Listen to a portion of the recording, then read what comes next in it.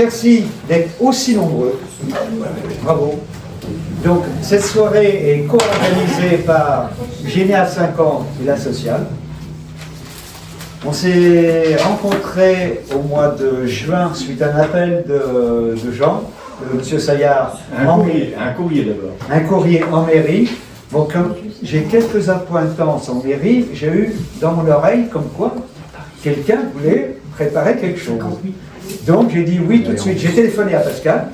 Je lui ai dit, attends, c'est intéressant. Pascal, président de Génia 50. J'ai dit, il faut qu'on prépare ça, il faut qu'on l'organise. À la rentrée. Hein, sur les photos d'école. Là, on vient de faire la rentrée depuis la semaine dernière. Juste, simplement, tout court, présenter la Sociale, parce que la Sociale, on est une jeune association à Fermonville depuis 1 an. C'est l'histoire de 3 copains. Claude qui est du Jura, Maurice qui est des Bauges, et moi qui suis Berrichon. Et on se retrouve, on a vécu 43 ans, 44 ans à Paris ensemble. On a travaillé, on a fait notre vie professionnelle, on a milité, effectivement. Et puis on se retrouve en retraite ici. Et l'année dernière, on se dit, ben, si on crée une association pour développer un tout petit peu l'histoire locale, l'histoire ouvrière. Donc les statuts de l'association, vous les avez, ils sont posés là à droite. Ils sont tout simples. Du Marais à la Pointe de la Hague, l'association a pour objet, à travers des débats, des manifestations, des projets, à participer, attention, à l'émancipation des citoyens, à augmenter leur puissance démocratique d'agir. Vous voyez un petit peu le programme. On est un petit peu politique. C'est moi, je dois le dire. Non, tu vois. Juste pour vous dire rapidement, moi il y a 2 événements qui me touchent particulièrement à Fermonville et que j'ai envie de travailler dans les années qui viennent. C'est ce camp qui était là-haut. Il est déporté, il est construit là, le mur de l'Atlantique. En 1944, ils sont partis. Il y a certainement des charniers quelque part. Ils sont partis, c'est-à-dire une marche forcée. Et le deuxième événement, que moi j'ai envie de travailler aussi sur Fermonville, c'est l'étendue de la place du Todo. Ça, c'est mon parcours personnel. Avec les amis, donc, on va continuer, nous, à effectivement développer des concerts, des projets, des manifestations, 2 ou 3 par an. On est un petit peu vieux, nous aussi, moins jeunes que vous tous ici, mais bon, on veut développer tout ça. Et pour terminer un tout petit peu, pour vous dire que, pour que les choses soient claires, moi j'ai aucune velléité pour me présenter dans les futures élections. Non, mais je le dis clairement, parce que non, je m'entends des choses. Oui, tu as créé la sociale, non, aucune. Sauf s'il y a des événements importants. Et bon, ça on verra. Moi, je n'ai pas les compétences financières, de la finance publique. Moi, je n'ai pas les compétences de la voirie. Moi, je n'ai pas un petit peu de connaissances quand même et de compétences, je pense, autour de la culture. Voilà. Pour vous dire que cette association, elle est ici à Fermonville, mais vous voyez bien qu'elle va se développer sur le Cotentin, du Marais jusqu'à la Pointe de la Hague. Après, on verra. Christine, je te laisse la parole. Bonsoir. Écoutez, nous sommes ravis de vous accueillir dans nos locaux, que la mairie nous prête gentiment. Donc, nous sommes une association de généalogie et histoire locale. Génia 50, c'est notre nom. Vous pouvez venir nous voir si vous êtes intéressé par la généalogie le mercredi après-midi et le samedi en entier, toute la journée. Donc on est là, on est disponible pour voir avec vous où sont vos aïeux dans le Val-de-Serre ou un petit peu plus loin. Qu'est-ce que je peux vous dire d'autre?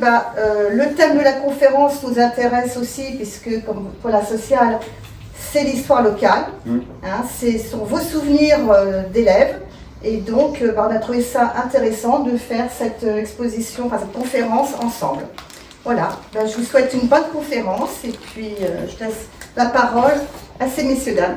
L'affiche est gratuite, elle est à votre disposition, vous pouvez la prendre comme vous voulez, elle est à l'extérieur. Merci.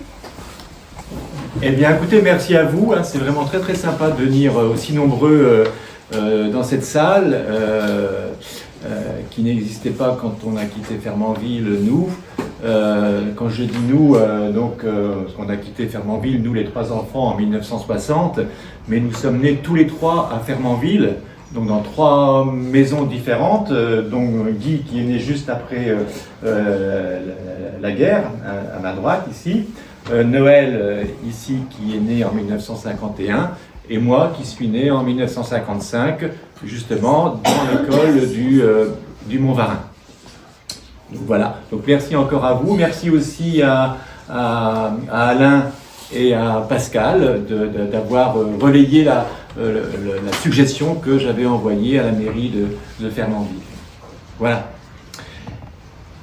Donc on va pouvoir y aller. Alors je vous demanderai simplement, parce que c'est pas une conférence, hein. J'aime pas le terme conférence parce que ça renvoie à beaucoup d'érudition, de connaissances, etc. Et en plus on n'est pas des conférenciers. C'est la première fois qu'on partage devant un public l'histoire de nos deux parents. Donc c'est tout nouveau pour nous. Voilà. Donc, derrière moi, il y a Michel, qui est le mari de Noël et qui a pris la responsabilité de la régie technique. Et donc, il va y avoir quelques passages musicaux, hein, voilà. Et puis éventuellement, et puis des photos et des cartes. Ceci étant, il est possible qu'il y ait un décalage. De toute façon, ce qui va être affiché ici sur l'écran, vous pouvez aussi le voir sur la table, là-bas, où seront exposées les mêmes photos et les mêmes cartes. Voilà. On y va, Michel? C'est parti. Été 1937. Paul Saillard, 20 ans, vivant à Gouberville, dans le Val-de-Serre, vient de terminer ses années de formation à l'école normale garçon d'instituteur de Saint-Lô. 2 années de service militaire l'attendent, à la caserne de l'Arsenal de Cherbourg. Il n'aime pas les militaires. Il maudit la guerre qui a estropié son père en 1917, au détroit des Dardanelles. Mais il n'a pas le choix. Madeleine Calange, de Notre-Dame de Senilly, à 20 km au sud-ouest de Saint-Lô, a encore 2 ans à faire, dans la même école, mais version fille, dans un autre bâtiment. Ils se sont croisés très épisodiquement et très furtivement. Fin août 1939, Madeleine accompagne sa sœur aînée qui vient voir son amoureux et futur mari, lui aussi à la caserne de Cherbourg. Elle y revoit Paul Saillard par pur hasard. Lors d'une promenade vers Carqueville, ils revisitent leur formation avant de se quitter à 18h en se disant « à demain ». Il n'y aura pas de demain. Le lendemain, Paul part en train à destination de Lens, avec le 2e bataillon du 8e régiment d'infanterie, matricule 586. Il y a été promu sergent, un comble pour lui. Le début d'une épopée qui va durer 6 ans, et d'une jeunesse volée, confisquée par la folie destructrice et d'idéaux contraires aux valeurs d'humanisme qui sont déjà les siennes. Une épopée qui va le conduire en Prusse orientale, dans une région plate de forêts, parsemée de lacs, du nom de Matsuri, près de la frontière de la Lituanie actuelle. Durant 9 mois, jusqu'au 10 mai 1940, sur une ligne de front allant de Lens à Vitry-le-François dans la Marne, en plusieurs endroits, il attend le début des hostilités. En espérant qu'elles n'auront pas lieu, il attend à se préparer à la guerre.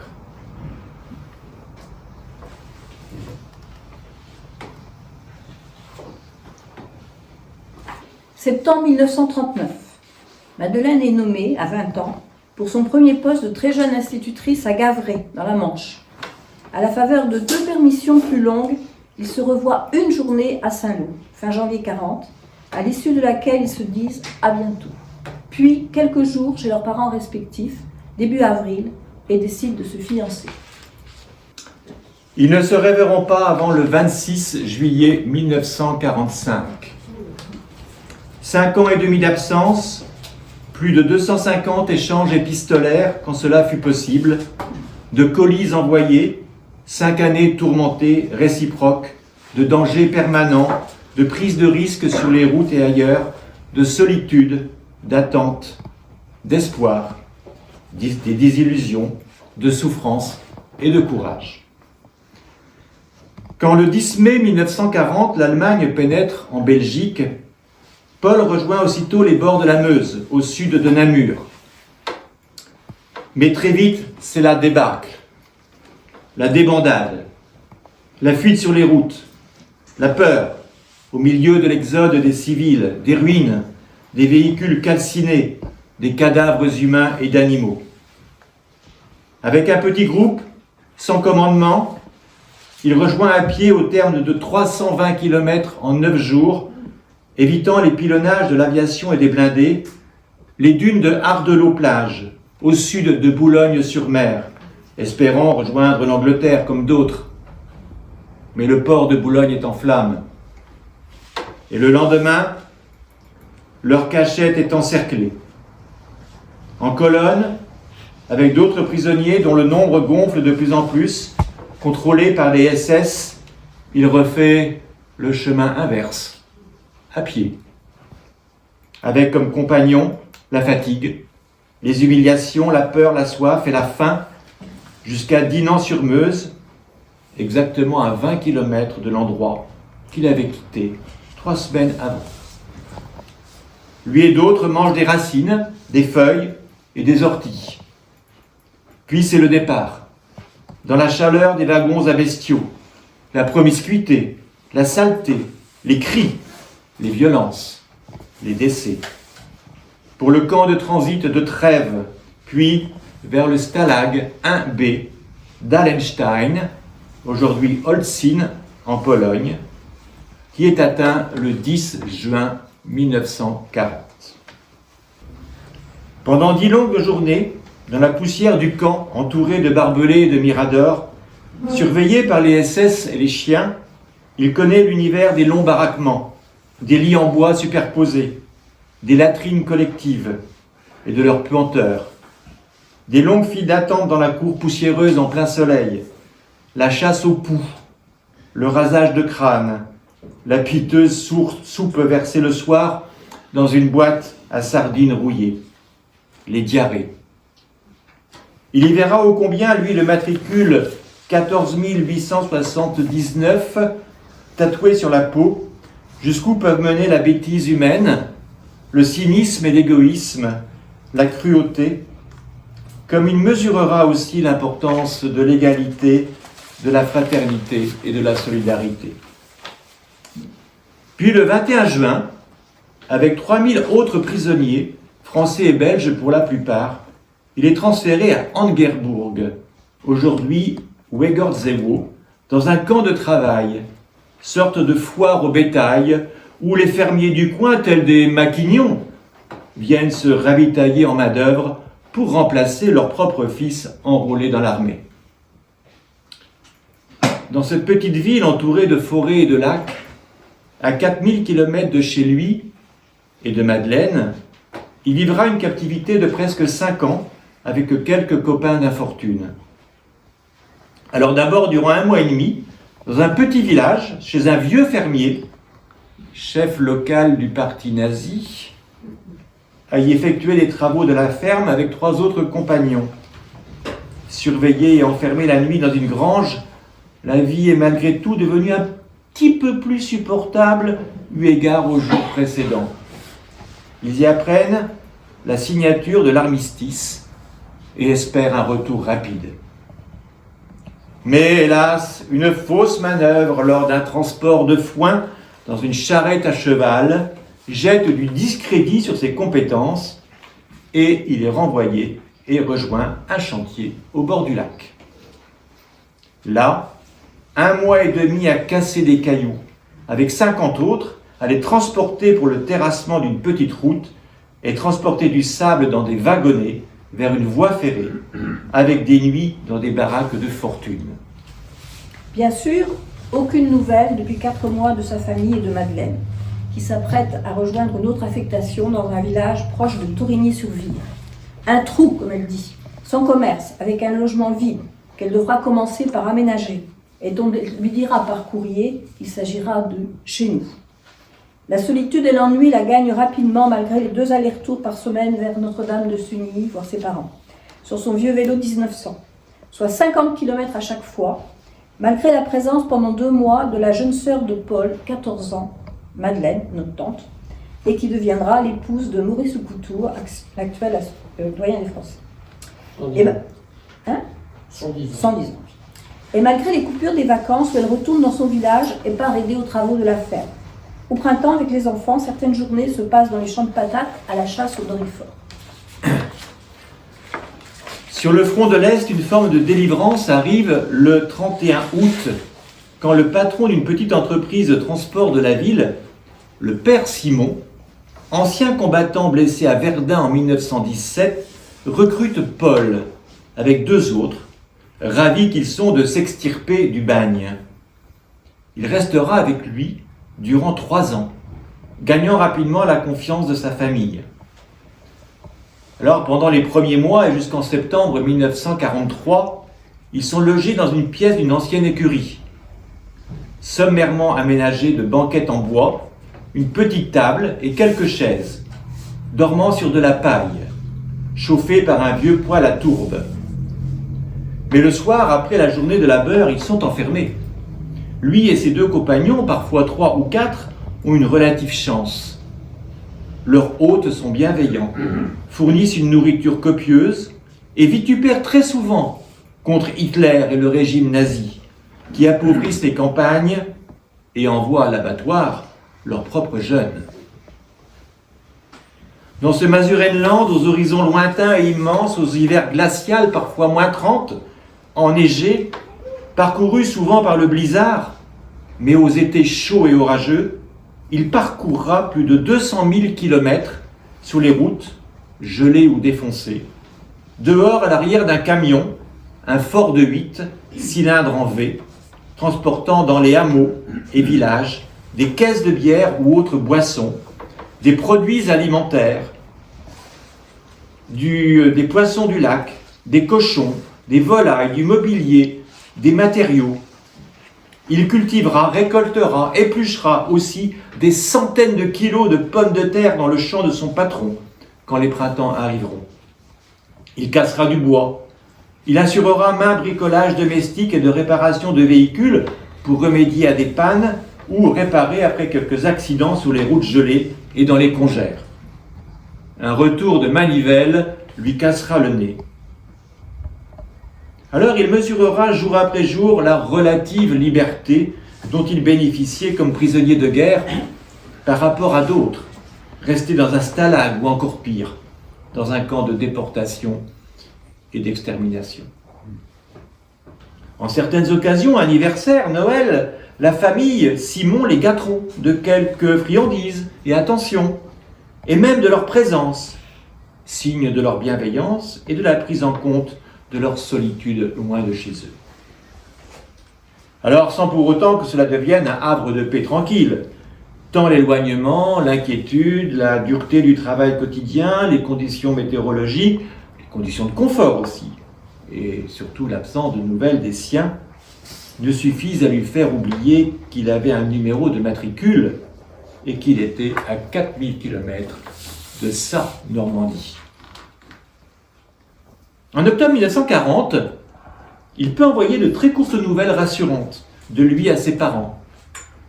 Et un mois plus tard, il reçoit enfin de leurs nouvelles, lui apprenant que Madeleine est venue les voir durant l'été. Ils sont donc vivants. Puis un premier colis, par elle, envoyé. Au printemps 1941, il est aux premières loges pour s'apercevoir de la préparation matérielle de l'armée allemande, qui préfigure l'invasion de l'URSS toute proche, le 22 juin. Hitler a installé son QG dans la forêt, à 20 km du village. De plus en plus de prisonniers français remplacent les jeunes, appelés à combattre dans les prairies russes. Alors son patron, qui a de plus en plus de mal à s'approvisionner, devient de plus en plus anti-nazi. En juillet, alors que son patron leur a fourni un petit poste de radio, qui, avec une antenne de fortune, leur permet le soir d'écouter de la musique et des informations succinctes, Madeleine reçoit à Notre-Dame de Senilly un courrier avec son adresse exacte et un coupon réponse. point de départ de plus de 250 lettres et de paquets colis contenant des petites gâteries, des vêtements, de la tendresse, du réconfort, des projections et des espérances. Après des vacances à nouveau chez ses parents, Madeleine part vers son 3e poste, définitif celui-là, muté dans le petit village de Beaucoudray, à 11 km de là, entre Tessy, Vire et Amby. Elle y restera 4 ans, nouant des relations cordiales et sincères, souvent fortes, avec le maire et les parents de la cinquantaine d'élèves de 6 à 12 ans qui lui offrent souvent le couvert le soir. Elle habite un logement correct, situé juste à côté de l'école, et fait classe unique autour d'un poêle à bois. La confiance s'installe vite, et ses compétences font qu'elle devient rapidement secrétaire de mairie, au point que le premier édile la fait parfois signer pour lui. Et, toujours en vélo, les allers-retours vers le domicile familial, sur les petites routes seulement empruntées par quelques convois militaires sporadiques, des fêtes gendarmes, des voitures à cheval et des piétons. En novembre 1941, alors que les grands froids sont de retour, Paul quitte son statut de prisonnier de guerre pour celui de travailleur libre. Ce qui signifie, pour lui, plus d'uniforme, plus de gardiens attitrés, plus d'enfermement la nuit et la liberté de circuler jusqu'à 21h. Oh, il demeure cependant interdit de café, d'église et de cinéma. Bref, l'impression d'un retour à une vie civile presque normale, mais quand même à 4000 km des siens. Ses camarades et lui transforment à coups de ciseaux, de couture et de teinture des vêtements militaires kaki, en tenue civile. En cet hiver 1942 qui commence, les promenades au bord du lac, du petit canal et en ville sont de plus en plus fréquentes, parfois après une dure journée de labeur et le week-end. Il y a aussi des moments de patinage sur les vastes surfaces gelées, remplacées au beau jour par quelques baignades dans les eaux du lac entourées de moustiques. Quand en hiver la température descend à moins 17, c'est presque le bonheur. Tout cela n'empêche pas la monotonie des journées interminables, à l'image des paysages. Et le 24 mars 1942, qui est le jour de ses 25 ans, personne là-bas ne pense à son anniversaire. C'est une immense sensation de solitude. Les kilomètres s'enchaînent sur des petites routes défoncées, de moins en moins entretenues. Les pénuries alimentaires se font sentir dans cette Matzurie par les réquisitions faites pour l'armée et la famille. Simon ne passe pas au travers. Et il est de moins en moins rare de voir des civils russes en exode ou déportés. Alors, quand c'est possible, il détourne des volailles au profit de camarades et de Français travaillant à l'abattoir. En juillet 1942, un premier et rapide bombardement russe sur la ville entraîne la stupeur, la colère chez les pro-nazis, exacerbe les tensions entre les habitants anti-nazis et les membres du parti, et suscite bien sûr un premier espoir entre 2 journées de cafard pour les prisonniers français comme Paul.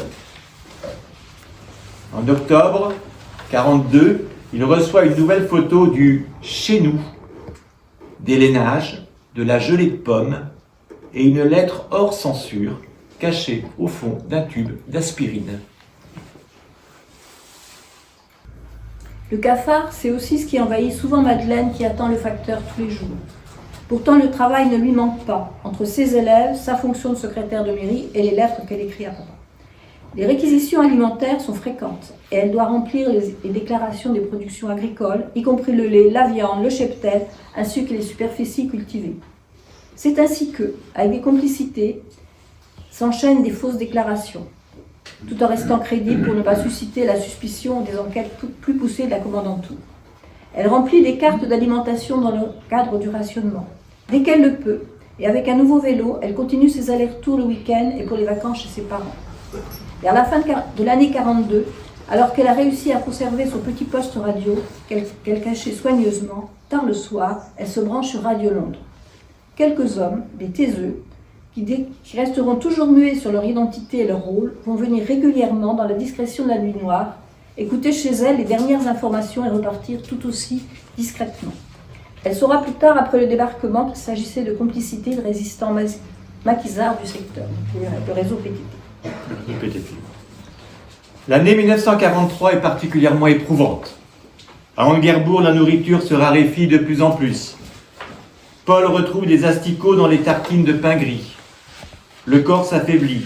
Au printemps, il passe 8 jours à l'infirmerie du camp de la ville, tenue par 5 personnes, dont un médecin français, pour une angine sévère.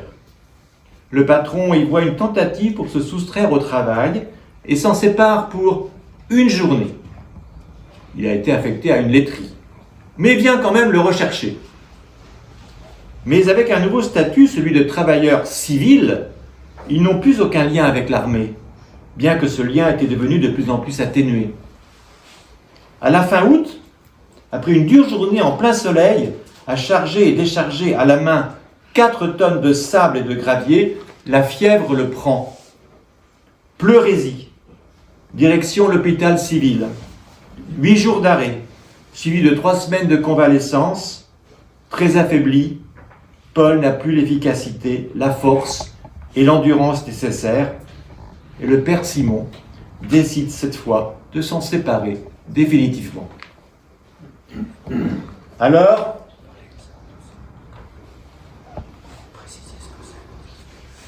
Paul retrouve du travail au restaurant communautaire de la ville, appelé Restaurant des Cigognes, tellement son gérant est grand et a un coût démesuré.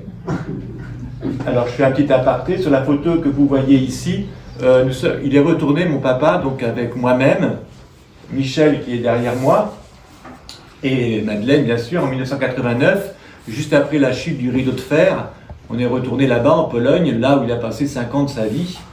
Et donc là, il est en train de discuter avec justement l'ancien abattoir de la ville qui existait pendant qu'il était là-bas et où il a été affecté. Donc ensuite, donc là, il est devant en train de ressasser un petit peu des souvenirs avec un habitant du coin qui voilà. Il a comme mission principale la plonge, le nettoyage des locaux et loge dans une baraque de l'ancien abattoir. Quelques jours plus tôt, il avait adressé une procuration de mariage à Madeleine, en cas de besoin. Peu de temps après sa 3e rentrée à Beaucoudray, Madeleine est victime d'une congestion pulmonaire suivie d'une jaunisse. Elle sait aussi qu'elle a le bon profil et les compétences pour être réquisitionnée à aller travailler dans une administration pour le compte de l'ennemi.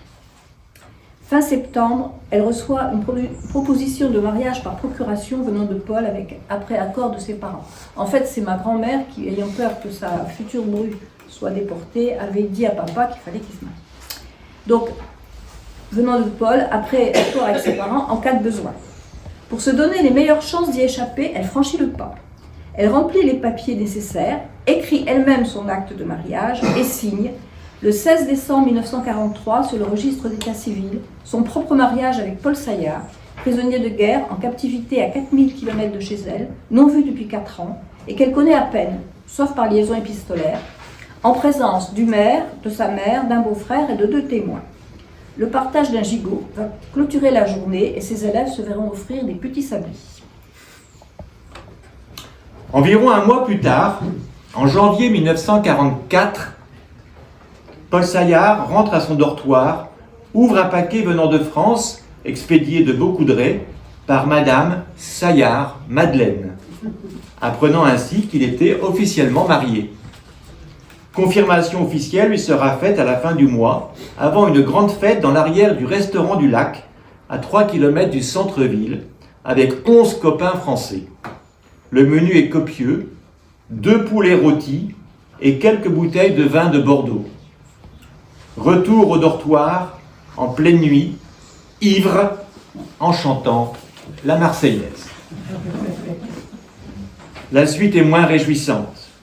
Une crise d'appendicite aiguë nécessite début avril une opération d'urgence par un chirurgien militaire et une hospitalisation de 10 jours, au cours de laquelle il s'entretient de la Normandie avec 2 soldats allemands blessés en Russie et qui avaient été envoyés en Normandie auparavant pendant 1 an.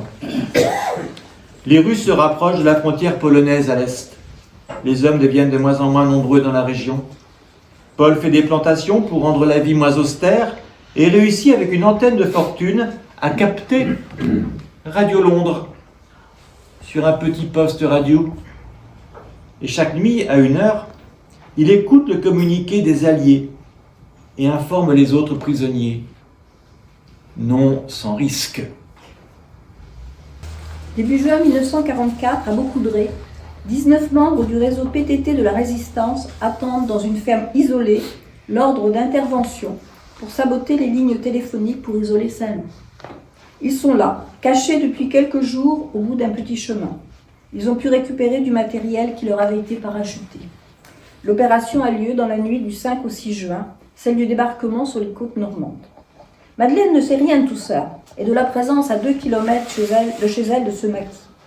Les jours suivants, alors que Saint-Lô est en ruine et qu'on entend le bruit des bombardements et des avions dans le ciel, Madeleine n'a pas d'élèves. L'école est fermée. 2 feldgendarmes viennent s'installer chez elle. Elle se réfugie chez le maire, Pierre Quesnel, tout en continuant à aider les gens qui s'enfuient en leur distribuant de la nourriture, quelques vêtements, des bons spéciaux et en prenant leur identité. On voit de plus en plus d'Allemands et la Gestapo sillonne les petites routes. Le 14 juin, les Allemands encerclent la ferme, massacrent plusieurs maquisards, en arrêtent 11 autres et se mettent très vite à rechercher des complices dans la population du village. Elle se retrouve potentiellement dans les personnes recherchées. Heureusement, une dame lui conseille de fuir très vite. Alors, en pleine nuit, accompagnée du jeune fils du maire, 15 ans, à travers champs, bois et sentiers, elle rejoint ses parents à Notre-Dame de Senilly.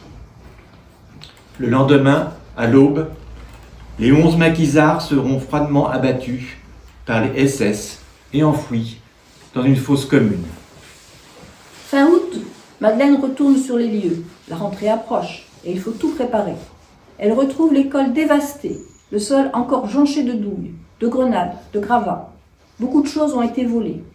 Elle apprend la tragédie et que probablement elle aurait été arrêtée sans sa fuite, elle qui a aidé indirectement les victimes, via des complices et son petit poste radio. L'école rouvrira au rez-de-chaussée d'une ferme, réaménagée sommairement pour y accueillir 55 élèves autour d'un poêle à bois, avec quelques tables récupérées et 2 tableaux noirs. Les grands viendront le matin, les petits l'après-midi. Elle n'aura plus de nouvelles de Paul jusqu'au retour de celui-ci en 1945. À 4000 km de là, à Angerbourg, Paul ne sait rien de tout cela. Même si le 7 juin, grâce à Radio Londres, il apprend le débarquement des Alliés dans sa Normandie. Les jours et semaines suivantes, l'espoir ne peut masquer son inquiétude. Il n'a plus de nouvelles des siens, ni de sa famille, ni de Madeleine. D'ailleurs, il n'en aura pas avant de les revoir en chair et en os 1 an plus tard. Les services sont désorganisés aux mains du parti nazi. Il est au courant que Saint-Lô est en ruine et qu'il y a des combats non loin de Beaucoudray.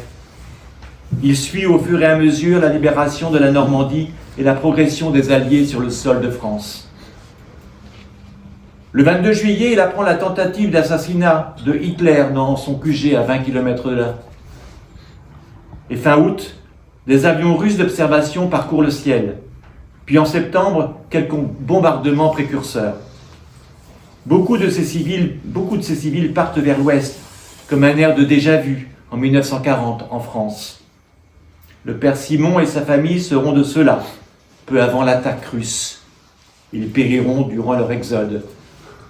Ne vont bientôt rester à Angerbourg, ou presque, que des prisonniers civils étrangers. Le ravitaillement est de plus en plus aléatoire et en attendant l'arrivée des Russes, en ce début d'hiver 1945, on recense tous les abris éventuels, y compris les égouts de la ville. Et le 11 juillet 1945, tout bascule avec l'attaque russe et les premiers intenses bombardements dans le secteur. Le 22, il faut évacuer la ville. Paul fait partie de ces 300 prisonniers français qui se rassemblent place des Pompiers pour un départ imminent, sans surveillance, sans encadrement, sans intendance, sans soins médicaux. Quelques vivres dans leurs sacs, la tête remplie de souvenirs, le plus souvent difficiles, quelques autres plus joyeux. La grande marche vers l'ouest commence et elle va durer 2 mois, nuit et jour, dans le froid, par moins 30 degrés.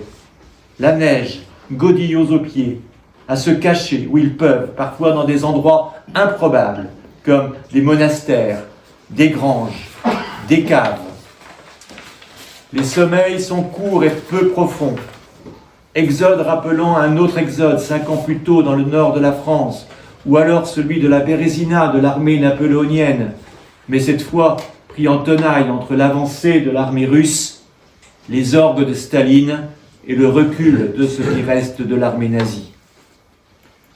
Une boussole et la connaissance emmagasinée sur ces petites routes parcourues en camion sont bien utiles dans cette transhumance où la volonté et l'espoir de la liberté et du retour en France côtoient l'angoisse, les risques, l'insouciance, la fatigue, les pieds gelés, la faim, la peur de la mort qui peut intervenir à tout moment. Ils espèrent être rattrapés et mis en sécurité par les Russes. Ils croisent parfois quelques soldats allemands désemparés ou menaçants, passent aussi au milieu de cadavres. Fuir la bataille tout en cultivant l'espoir d'une attaque fulgurante, porteuse de leur délivrance.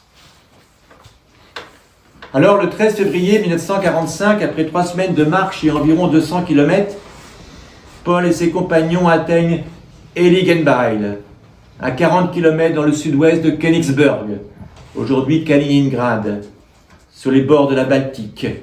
Et ils ne savent pas qu'ils vont y reconnaître l'enfer dans cette souricière pendant plus d'1 mois. Il échappe miraculeusement à 2 bombes russes qui explosent dans une cour où il surveillait la cuisson de pommes de terre. Il s'abrite dans un garage, dans une pièce d'un abattoir, dans le grenier à foin d'une ferme, dont la toiture s'effondre le 11 mars, touché par un obus, l'obligeant à aller dans un grenier à blé que lui et quelques compagnons aménagent en alvéoles fortifiées de sacs de céréales. Entre 2 accalmies de bombes qui tombent, quelques soldats allemands désorientés viennent tendre leurs gamelles quand ils font la popote. Un comble. Un jour, il doit mettre dans un sac les restes ensanglantés d'un copain, torpillé par un tir russe, et les ensevelir sous les betteraves d'un silo. Dans cette poche de Königsberg que les Russes tentent de reprendre aux nazis, le sort de Paul et des autres est lié à la chance, à l'art d'éviter les bombes qui pleuvent et qui enflamment la ville le 18 mars. Et dans cette tempête de ferraille et de feu, Paul décide de quitter ce grenier à blé trop dangereux. Alors il longe un talus au pied d'une voie ferrée et avec 2 camarades s'engouffre dans une grosse buse, sombre et humide, qui a des allures de petit caniveau, à l'abri des balles et des obus, et où ils vont tenter de dormir. Mais le lendemain, dans ce lieu glauque et sordide, le ruisseau devient trop important et ils doivent en sortir. Ils prennent possession d'un abri de campagne, creusé dans le jardinet d'un garde-barrière dont la maison est abandonnée, recouvert de terre et de branchages. Et c'est de là qu'ils voient passer les orgues de Staline, y vivant 3 jours et 3 nuits hallucinantes, sans sommeil, sans vivre, sans eau, rejoints par des travailleurs russes et polonais, avant de pouvoir en sortir. Survivre à ce monde démentiel. La ville est en feu et les Russes sont à 500 mètres. Les camarades russes. Les camarades russes, disent-ils. Ce matin du 24 mars, c'est encore une fois son anniversaire. 5 soldats allemands surgissent à 9h et les expulsent prenant leur place. À l'air libre, ils longent le remblai de la voie ferrée, creusent des trous à la main dans la caillasse. Paul décide le soir de rejoindre une grange à foin, mais un vieux tireur allemand abrité derrière un mur lève son fusil, l'épaule et le met en joue. Pour finalement lui dire d'approcher, n'ayant pas reconnu en lui un Russe, lui laissant la vie sauve et lui permettant de rejoindre ses amis dans la cave inondée de la ferme où 50 reclus français, russes et polonais sont déjà entassés. Rescapé miraculeux. À l'aube du 25 mars, les Russes investissent la cour de la ferme, 2 d'entre eux ouvrent la trappe de leur cachette et s'apprêtent à faire le vide, grenade à la main, quand une jeune femme polonaise court et s'interpose. Doublement miraculeux, rescapé en 24 heures. Paul est encore vivant, comme ses compagnons, hirsute, amaigri. Il remonte à l'air libre et sort de ce qui aurait pu être son tombeau. On pourrait croire qu'enfin, il n'y aurait plus rien à craindre pour ces hommes. Hélas. Alors que les bâtiments de la ferme sont en ruine, les tirs recommencent et ils s'enfuient vers un ancien abattoir où d'autres Russes arrivent et les alignent contre un mur, les déshabillent, les fouillent, leur dérobant tout ce qui pouvait avoir un peu de valeur, notamment leurs montres, leurs alliances, sous la menace de mitraillettes. Et ils repartent, triplement miraculés en quelques heures. À Beaucoudray, Madeleine ignore tout de tout cela, même si elle sait probablement que les combats font rage à l'est de l'Europe. Dans la campagne normande, au printemps 45, on continue de panser les plaies de l'occupation, des bombardements et des ruines, et de voir revenir certains prisonniers des stalags. Ces allers-retours en vélo chez ses parents se font plus sereinement sur les petites routes enfin libérées de convois militaires, de jeeps et de voitures de la Gestapo. À Heiligenbeil, Paul reprend ses vêtements, part vers l'extérieur de la ville, passe entre plusieurs cadavres tout frais cueillis par une rafale et entre dans une caserne où les camarades russes rassemblent les prisonniers. Rapidement, ils reprennent la marche en s'éloignant de la ville, vers le sud, accompagnés par un gardien guide. Le silence de la campagne a remplacé le déluge de feu. Pour eux, la guerre semble finie. Une nouvelle étape commence vers la liberté, vers l'ouest, retrouver Madeleine et les siens. C'est sûr, dans quelques jours, ils seront rentrés.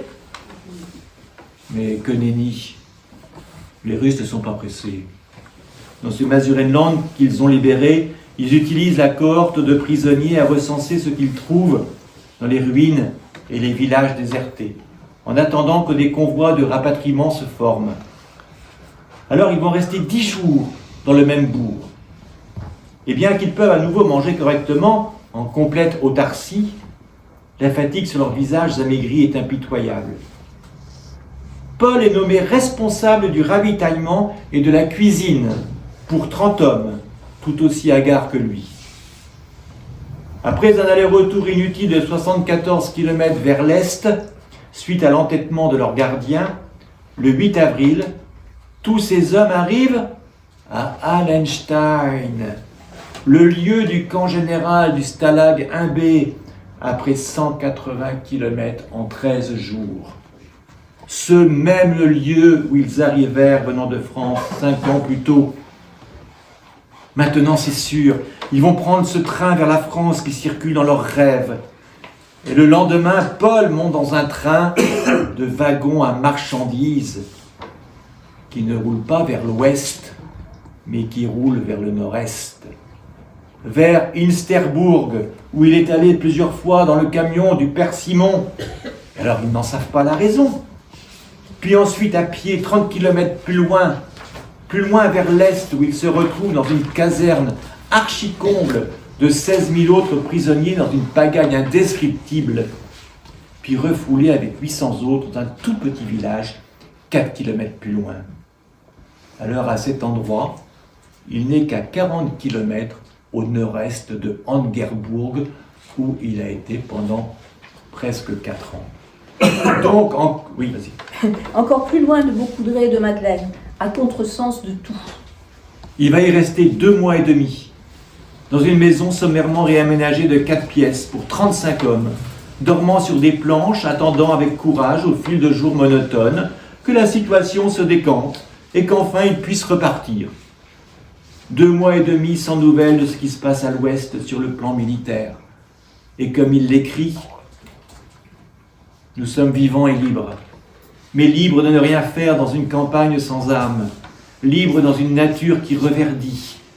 Et notre liberté est celle d'un oiseau dans une belle cage lumineuse dont les fins barreaux lui interdisent tout envol. Seule la nouvelle entendue par un camarade prisonnier grâce à un poste radio ayant pu capter une émission suédoise en langue anglaise, les informant le 9 mai de la capitulation définitive de l'Allemagne, la veille, entraîne la joie sur tous les visages et accroît leur impatience. Mais pour autant, il faudra encore attendre. Paul devient responsable de 200 convives dans une cuisine communautaire pour organiser leur alimentation, leur ravitaillement. Mais l'approvisionnement devient rare et la faim gagne à nouveau les ventres. Et comme il le dit, les ventres vides ne sont jamais pleins de bonté pour ceux qui ne les emplissent pas. Le 25 juin 1945, enfin, des groupes de rapatriement se constituent. Ils devront retourner à pied à Insterbourg, à 30 km. 30 km à pied, c'est presque une plaisanterie. Ils mangent des pissenlits en cours de route. Et sur le quai de la gare, ils attendent. Mais c'est devenu tellement banal.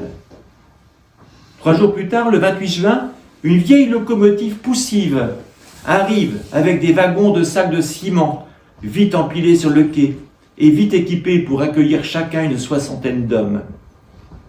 Mais ce n'est que le lendemain 29, à 18h, que le convoi démarre, avec une vieille machine remise en état par 2 prisonniers cheminots français.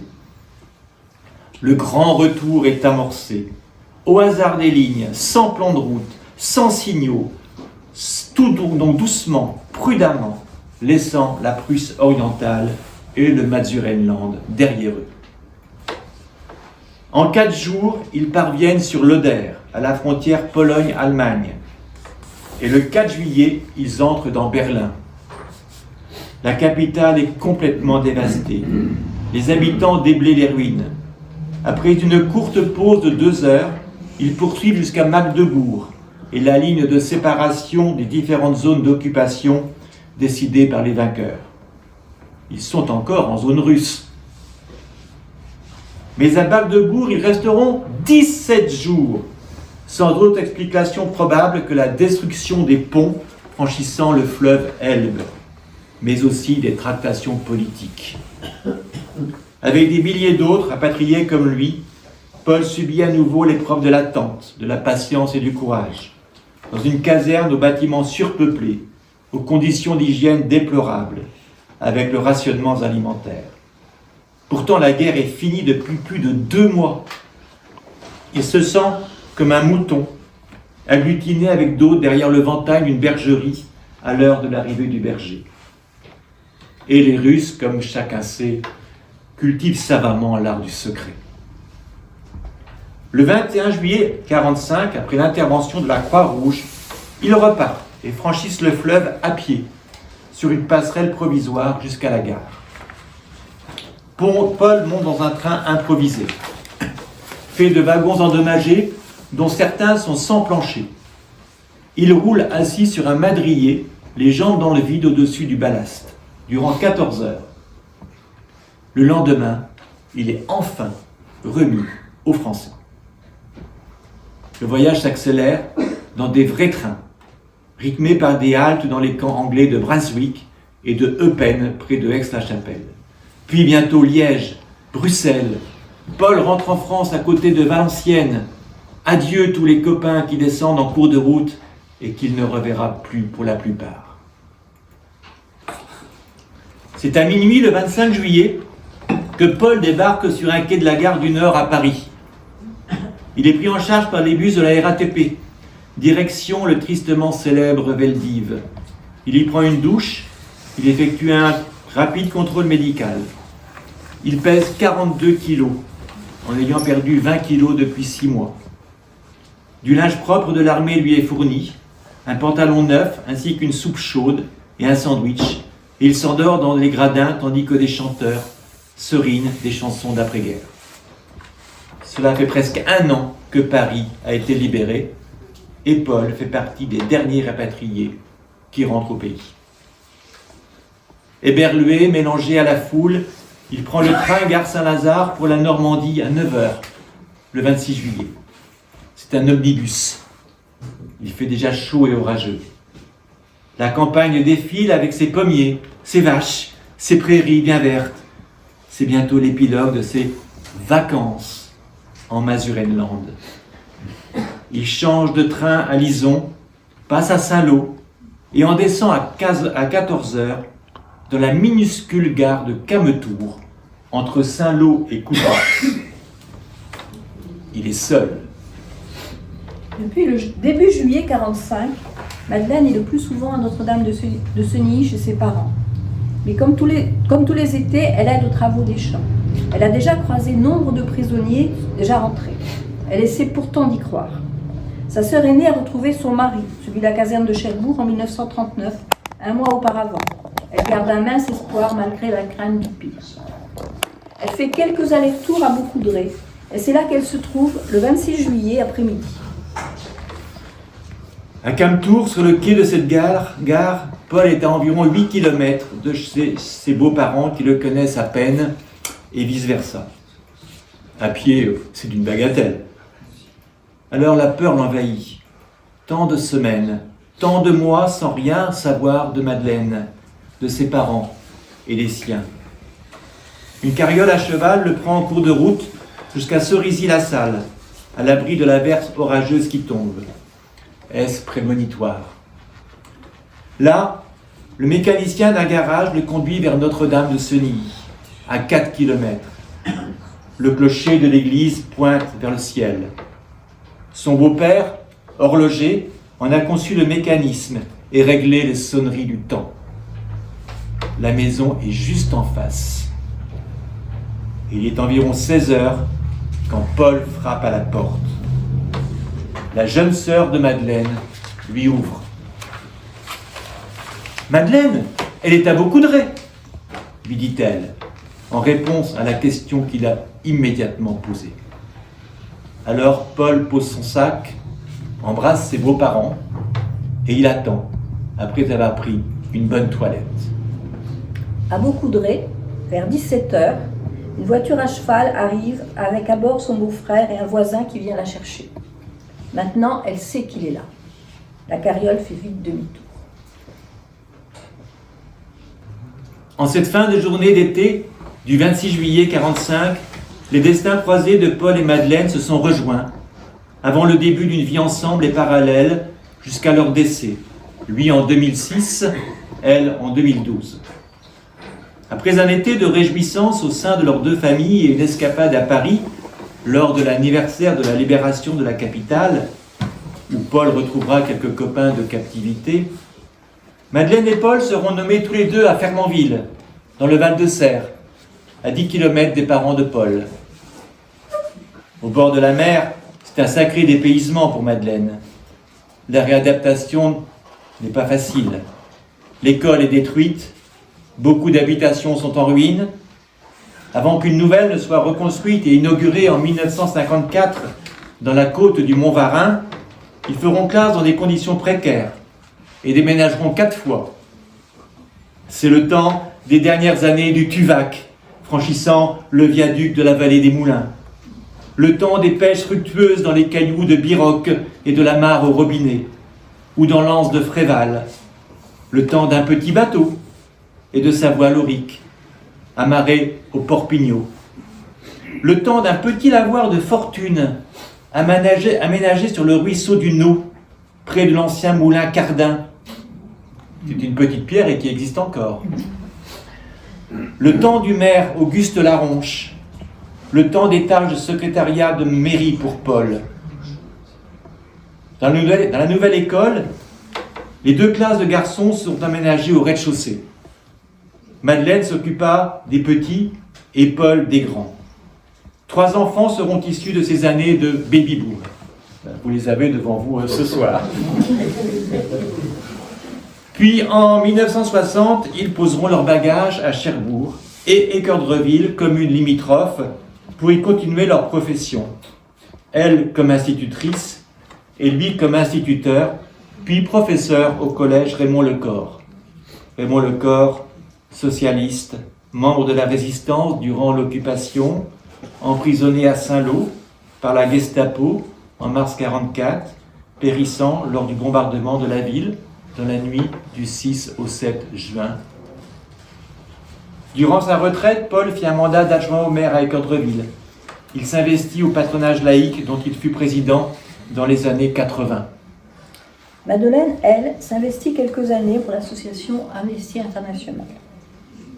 Un parfait résumé des valeurs d'humanisme, d'égalité, de solidarité, de leur laïcité chevillée au corps, d'humilité et de pacifisme qu'ils ont tenté de déployer tant dans leur engagement professionnel, mais aussi politique et associatif.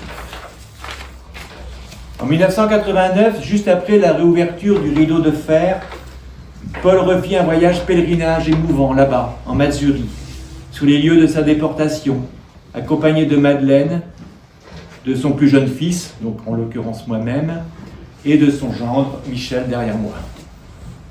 Nos parents, comme beaucoup d'autres, ont attendu très longtemps pour livrer à leurs enfants leur vie respective durant toutes ces années. Sans doute par besoin eux-mêmes d'oublier le plus vite possible ces moments de cauchemar. Sans doute aussi par souci de protection d'eux-mêmes et de leurs enfants. Sans doute par envie de passer à autre chose. En 2007, à 88 ans, Madeleine, sous l'assistance de ses enfants et d'autres, nous a laissé quelques feuillets de ses souvenirs de jeune institutrice, en attente de son retour. Elle disait « Je n'ai fait que mon devoir dans la prise de certains risques ».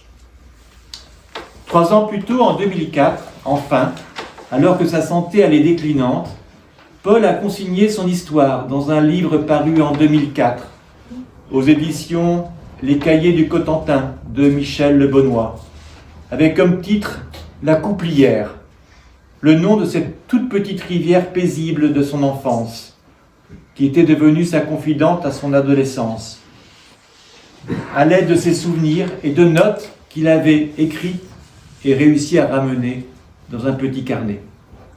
Avec en sous-titre ici « Vacances au Masurenland » d'une cinglante dérision, et en couverture ce poème, écrit le 4 mars 1943. Les jours se sont enfuis et les avons perdus. En courant avec eux au tréfonds de la nuit, les mois et les saisons à jamais confondus ont dévoré nos ans au volet de minuit. Nous avions moissonné des gerbes d'amitié, en les serrant bien fort au lien du prisonnier, mais nos espoirs confiants, souvent immérités, sont revenus blessés contre des cœurs d'acier. Et pourtant, chaque matin ramenait l'espérance et la rosée d'argent scintillait à l'aurore. Car en nos cœurs profonds, vulnérables encore, nous savions chaque soir écraser la souffrance. Nos jours se sont enfuis et nous avons perdu le chemin du bonheur, à jamais disparu.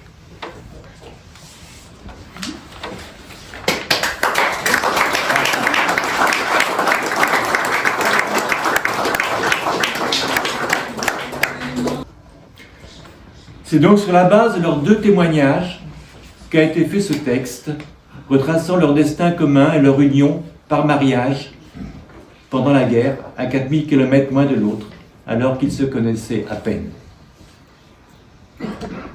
Dans le parc fleuri à l'entrée du collège d'Écordreville se dresse un monument aux morts, au message pacifiste. Une femme éplorée tient un enfant dans ses bras tandis que l'aîné s'agrippe à sa jupe. Et sur le socle, cette simple inscription. Que maudite soit la guerre. Simple et suffisant.